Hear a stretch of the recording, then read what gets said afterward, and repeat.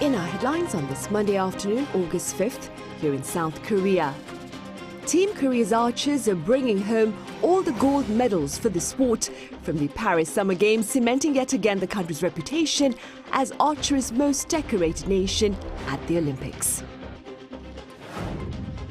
Meanwhile, tensions are mounting as Israel braces for an Iranian offensive, which the US believes may be launched within 24 hours in retaliation to the recent assassination of a senior Hamas official in Tehran. And here on the local front, blistering summer temperatures continue to break records in the country, and weather experts believe the heatwave will persist until mid-August.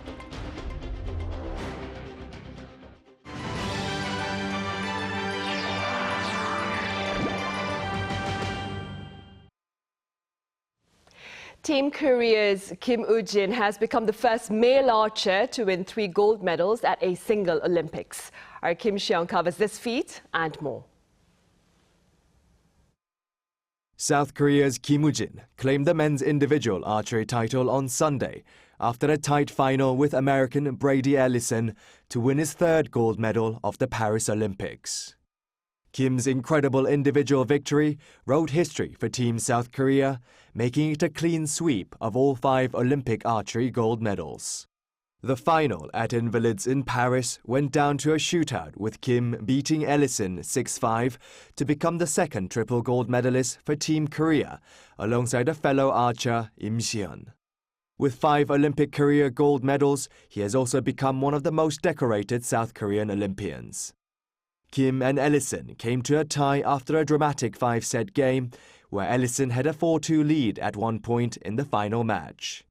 But after drawing level, Kim captured gold by shooting 4.9 millimeters closer to the center of the target board than Ellison. Earlier the same day, another South Korean archer, Yoo won bronze after beating Florian Unruh of Germany. The clean sweep in archery is only the 2nd time for the South Korean team, after claiming all 4 then available golds at the Rio Games in 2016. Now moving over to women's boxing, South Korea's Im Ji made history by capturing bronze in the 54-kilogram category, giving Team Korea its first Olympic medal ever in women's boxing. At the North Paris Arena on Sunday, Im lost 3-2 to Hatis Akbaş of Turkey by a split decision. Im said that she was let down by the result and that she believed she could reach the final. As there is no bronze medal playoffs in Olympic boxing, the losers of the 2 semi-finals each receive a bronze. Im's medal was the first in boxing for South Korea since Han Sun-chul won silver in the men's 60-kilogram event at London 2012. In team events, South Korea's mixed judo team won bronze and the women's saber fencing team won silver. Winning what is the country's first Olympic medal in the mixed team event, Korea's judokas beat Germany 4-3 in the deciding match. South Korea's judo team finishes the Paris Games with 2 silver medals and 2 bronze. In fencing, the South Korean women's saber fencing team, ranked number 4 in the world, lost to number 3 ranked Ukraine at the Grand Palais to a score of 45-42. In what was a close game, the South Koreans held a 40-37 lead entering the 9th and final bout, but were beaten as Ukraine's Olga Karlan outscored Korea's Chun Ha-young 8-2 to claim the victory. In athletics, American Noah Lyles snatched the world's most prestigious sprinting crown on Sunday as he won what was the closest men's 100-meter final in modern Olympic history. 27-year-old Lyles took the gold medal by a fraction ahead of Jamaica's Keishane Thompson at the Stade de France on Sunday. 6-time champion Lyles dipped at the finish line in 9.784 seconds to beat Thompson, who came in at 9.789, winning by just 0.05 of a second. Now this is the narrowest margin of victory since electronic timekeeping was introduced at the Olympics. Another American athlete, Fred Kerley, took home the bronze with a time of 9.81 seconds. Kim Seong, Arirang News.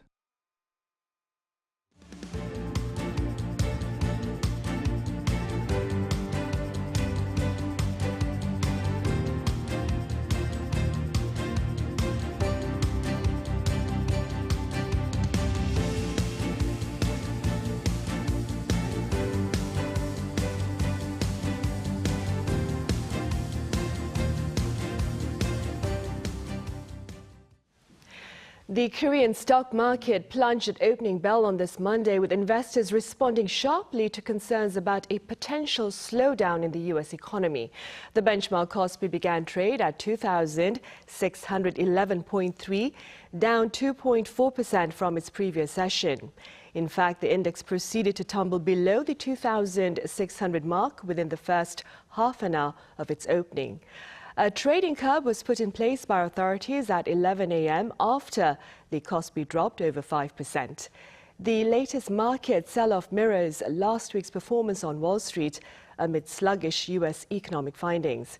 Officials here have vowed to closely monitor the local bourse and to respond accordingly. Record-setting heat waves gripped the country this past weekend, and at least 5 people are suspected to have lost their lives to heat-related repercussions. Our Kim Jung-sil has details. The weather authorities have issued a heat wave warning in almost all parts of the country as extreme heat sweeps the nation. Yeoju City in Gyeonggi-do province to the southeast of Seoul reached 40 degrees Celsius on Sunday for the first time since 2018, often referred to as the hottest summer in history. Experts say the intense heat is due to high-pressure systems covering the Korean peninsula. Recently, the North Pacific high has settled over the Korean peninsula, bringing in a large amount of hot, humid air from the south along river valleys. As a result, we're experiencing pronounced tropical nights where temperatures don't drop. Seoul, as well as southern metropolitan city of Gwangju, have been experiencing tropical nights for more than 2 weeks. Gangneung on the east coast has been having tropical nights for 17 days straight, a new record for the city for the most consecutive tropical nights since 2013. Some households are experiencing power outages in the heat as well. KEPCO announced on Monday that more than 250 households in an apartment in Seoul's Dongdaemun-gu district lost power on Sunday night. Residents in Gwangju as well as Daegu also experienced power outages. Pundits say they're caused by many people using air conditioning at night. Authorities expect this week will be the peak of the power demand this summer.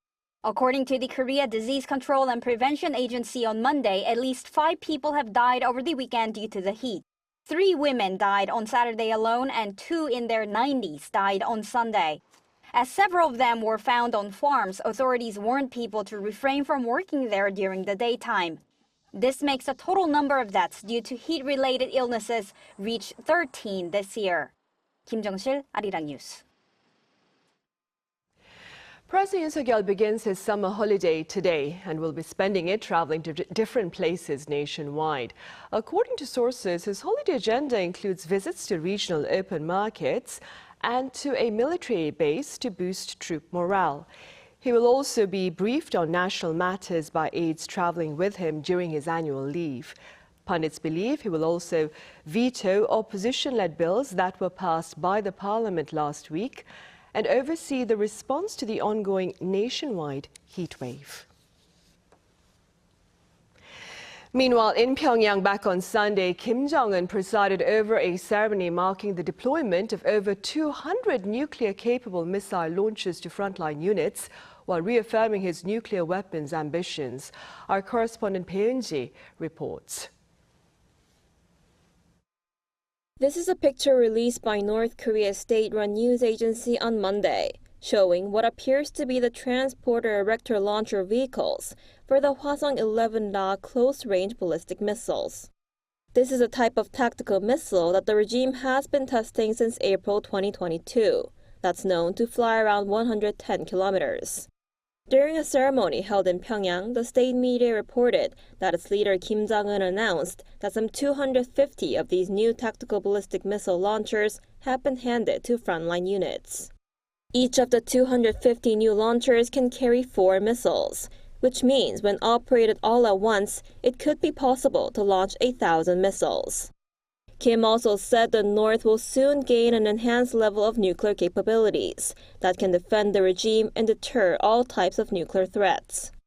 In a message towards the U.S., he reiterated that Pyongyang still has a choice of engaging in both dialogue and confrontation with Washington, but said the regime must be thoroughly prepared for confrontation. In response, South Korea's Joint Chiefs of Staff said in a press briefing on Monday that it's closely monitoring the situation by cooperating with the U.S. As for the weapon system that the North has publicly reported, we need to verify its performance and operational status. Kim Jong-un's young daughter Kim Ju-ae, who is seen as her father's heir apparent, was also seen attending the latest event in Pyongyang to mark the deployment of the missile launchers, making it her first public appearance in around 3 months. Arirang News. Meanwhile, in the Middle East, tensions are mounting as Israel braces for an Iranian offensive which the U.S. believes may be launched within 24 hours. Our Isingje has details. After a top Hamas leader was killed in Tehran at the hands of the Israeli military, tensions in the Middle East have flared even more, with retaliatory measures from Iran expected soon. According to U.S. media outlet Axios on Saturday, citing a number of American and Israeli officials, Iran's attack on Israel is expected to happen as early as Monday. Also, with Iran-backed Hezbollah's top commanders being killed by the Israeli military, it's further fueling speculation that Iran will conduct retaliatory attacks against Israel. Iran is reportedly considering mobilizing regional proxy forces, including Hezbollah and the Yemeni rebel group Houthi. Israel is maintaining a high level of alert and ramping up its preparedness. Israeli authorities are also urging residents to prepare food and water, while emergency workers have conducted drills in the event of an all-out war. Medical centers in northern Israel near the Lebanese border are also preparing to move patients to underground protective wards. The U.S. has decided to increase its naval and aerial forces in the region to help its allies in case of an attack from Iran. Seoul's foreign ministry on Sunday called on South Korean nationals residing in Lebanon and Israel to leave as soon as possible. The alert comes as the ministry held a meeting to review the security situation in the Middle East, as Second Vice Foreign Minister Kang In-sun strongly urged South Koreans in Israel and Lebanon to leave using available flights. She also called on the ministry and overseas missions to ensure the safety of Koreans in the event of an emergency. There are currently around 530 South Koreans in Israel, 130 in Lebanon, and 110 in Iran. Meanwhile, dozens were reportedly killed on Sunday after Israel launched more airstrikes in Gaza. According to Palestine's official news agency, Israel targeted 2 schools, killing at least 25 people, as the military says it housed Hamas militants.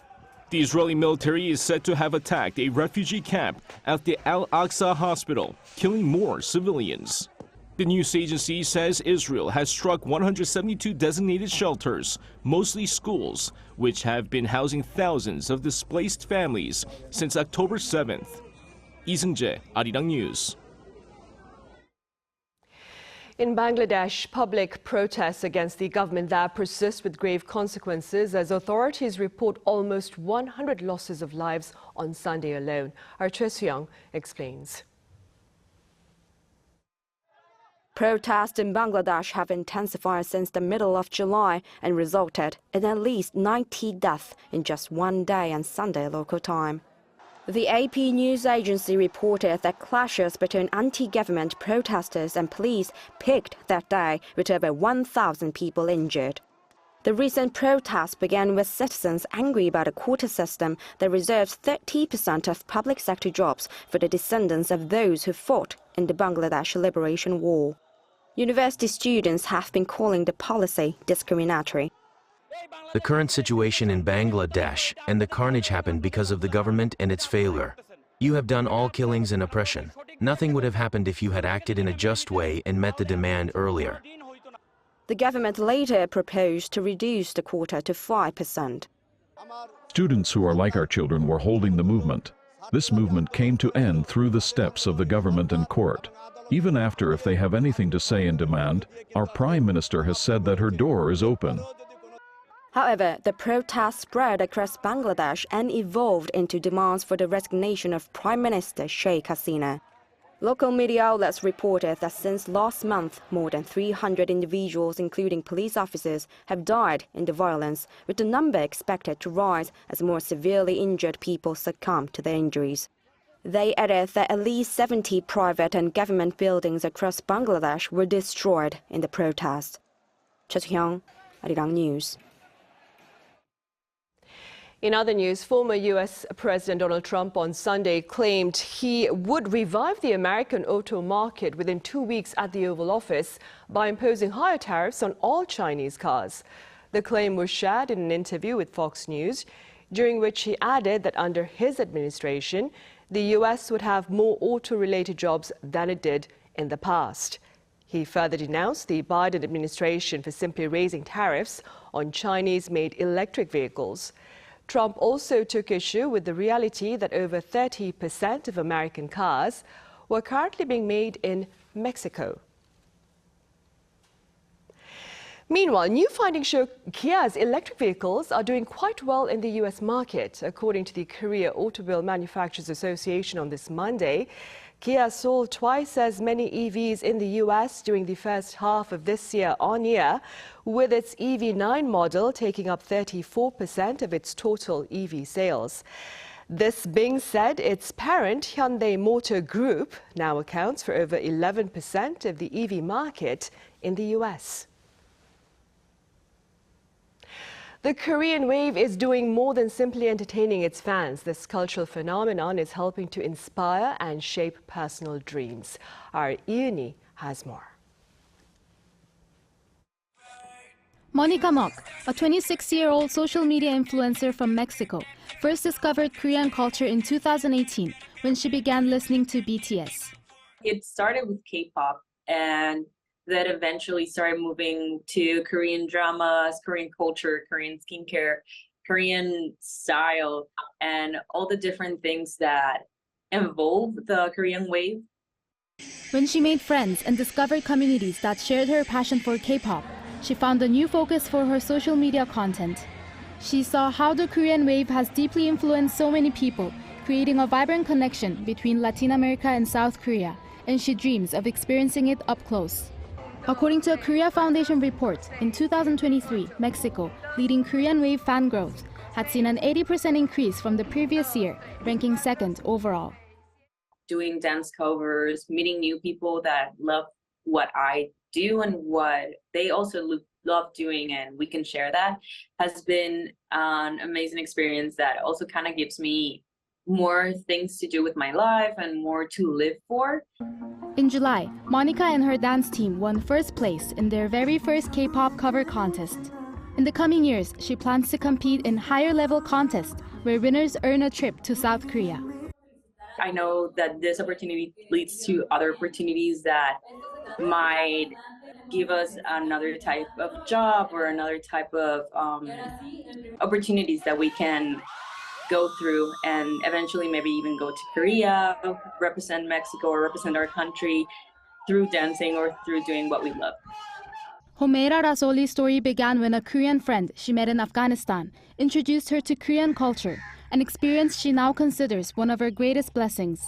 However, after the Taliban took over the government of Afghanistan 3 years ago, her family was forced to flee to Pakistan. Now, at 20 years old, she dreams of visiting Korea to pursue a career in journalism. It was my biggest dream since my childhood to become a glorious journalist, and that was my biggest dream, and still it is. I will never give up.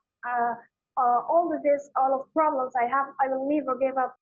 Homeira finds Korea's history deeply inspiring, especially its fight for freedom during Japanese colonial rule, as it resonates with the challenges in her own country. I love about the culture, the language, the people, the history. I've learned and a lot from Korean people because of their history. They are such a resilient people, and they are so strong. They never accept the failure, and they were my source of motivation and my hard times. This has fueled her hopes of similar strength in her home country, especially for Afghan women who are excluded from society and denied basic rights, such as going to school, the park, or restaurants. No matter where I am, which country I am, I will raise the voice of women. I will tell the facts about Afghanistan, about the situation of Afghanistan, about the security situation.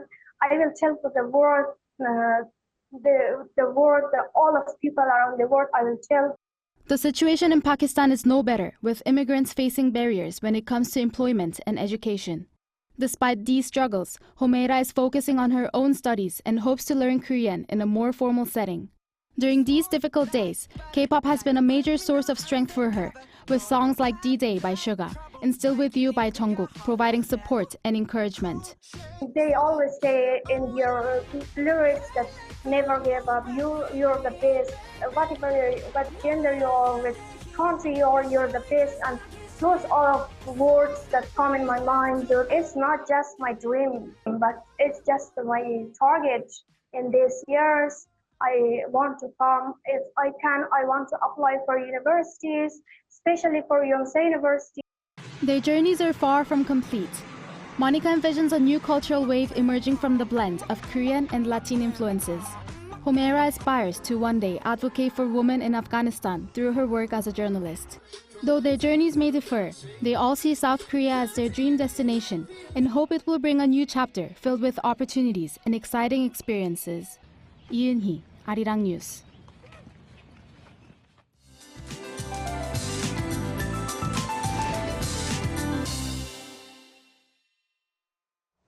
Good afternoon. Korea is enduring the hottest time of the year. A heat wave warning is in place for most regions. Seoul, in fact, had the highest temperatures of the season yesterday, but today will not be as hot as yesterday in Seoul or elsewhere. But making matters tougher, there will be boost in humidity with on and off showers in the forecast. 5 to 60 millimeters of rain are in the forecast through tonight across the region. And when it starts to rain, it could pour down. So those spending time near the water need to be mindful of sudden downpours during the day today. Checking back to today's highs now, Seoul and Gwangju should get up to 34 degrees. Busan should be rain-free but will be under blazing sunshine all day today. The capital area is forecast to see heavy downpours in the mid-afternoon, lashing down at 20 millimeters an hour. This Wednesday marks Ipchu, the onset of autumn, but will take a while to feel like the autumn. With that in mind, let's take a look at the international weather conditions.